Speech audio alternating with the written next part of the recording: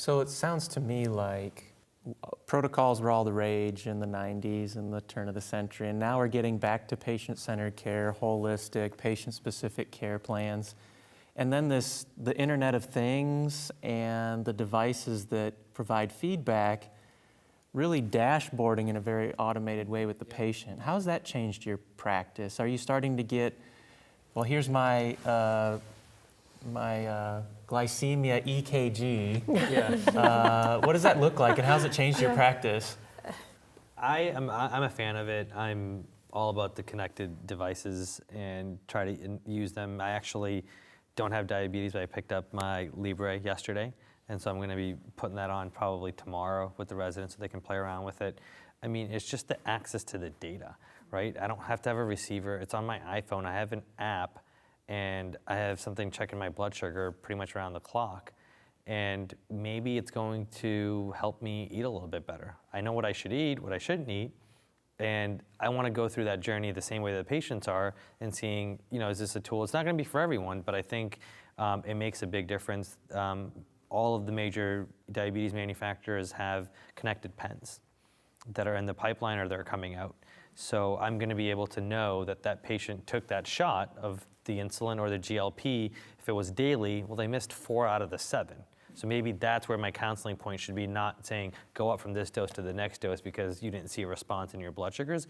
So I think all of the connected information is going to help, but there's 2 schools of thought on it, and not everyone is going to be happy with more data, because more data doesn't necessarily mean you get paid to look at that data. And so I have a lot of clinicians that would probably, not publicly say this, but I don't know that I necessarily want real-time blood sugar data on all my patients. What am I going to do? It's going to be like air traffic control. I'm going to have to continuously be monitoring who gets a low, and do I have to respond to that right away?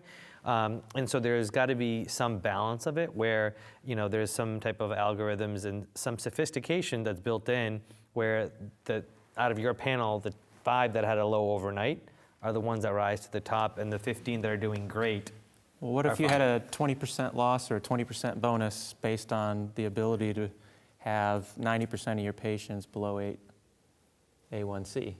Then you're getting paid for it. You would think about it differently. It's incentivized differently, right? But I think it also goes back to where we start with this. It's diabetes self-management, where the patient needs to take an active role into this.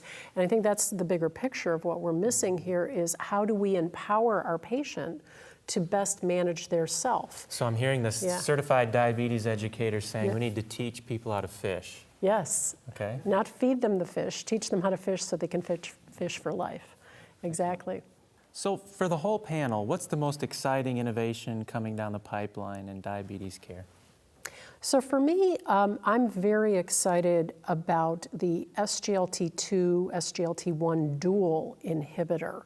I know right now it's currently being looked at in the treatment of type 1 diabetes, but I think all the time we're here talking about type 2. Type 2 is always in the spotlight, and type 1 is kind of like behind the curtain all the time. So, we can't forget about them, and as we start to grow, and I mean that intentionally, because we're growing as a country, our waist size, type 1 are growing as well, and we're starting to see a huge insulin resistance problem, metabolic syndrome in our type 1. So, adding to the armamentarium of drugs available to treat type 1, I think is going to be very helpful down the road.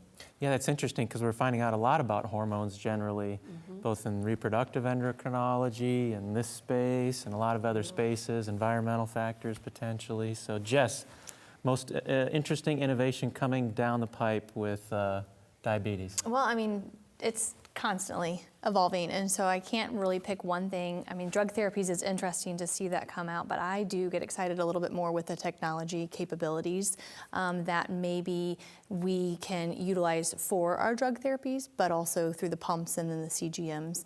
So it wouldn't necessarily be specific to a drug for me, but I think having that connectivity with the providers, it really could be beneficial for us.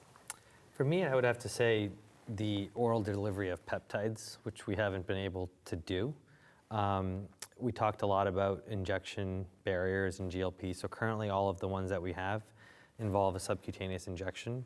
At some point this year, we'll see GLP on the market where they can take it as a pill. and it would be just oral. So I think that's a big deal if you think about where we've been able to think about delivery of peptides and proteins. To be able to overcome that piece of it, I think will be a big deal, and we'll see a GLP that can be delivered orally. I think that will be a big game changer. So yes or no answer, within 5 years we'll have gene therapy that cures or partially cures diabetes, yes or no? Partially. Yes. I guess it's a yes then because of partial. Yes. Well, that's a big deal. So all of you are instructors, faculty, teachers of young aspiring minds. Most important piece of advice you'd give to an aspiring specialist, pharmacist specialist in the area of diabetes would be what, Darren? Listen to your patient and let them talk more than you do. Jess? Yeah. Know what they need out of their own disease state. Stay current. Diabetes changes faster than I change clothes. Excellent. Well, this has been extremely informative in a number of ways. Before we end the discussion, I'd like to open up the floor to ask each of you to provide some final thoughts. Advice on the GLP-1 agonist. Darren? I would just say, get to know the drug class, get a few under your belt, whether it be from a counseling standpoint, whether it be from a prescribing standpoint. And then once you start seeing the results on a few of them from your patients, I think it's just going to become a lot more So routine. get your feet wet, get your sea legs, and you'll get comfortable. Yeah. That's right. I think really keeping up to date with some of the emerging studies that are going to probably finish in 2020, and so seeing where in subpopulations with diabetes, how we can really utilize those. Susan, close us out. Help your patient to help themselves. Well, thank you for your contributions to this discussion. It was a great panel, a great discussion. On behalf of the panel, we thank you for joining us. We hope you found this peer exchange discussion to be useful and informative. We'll see you next time.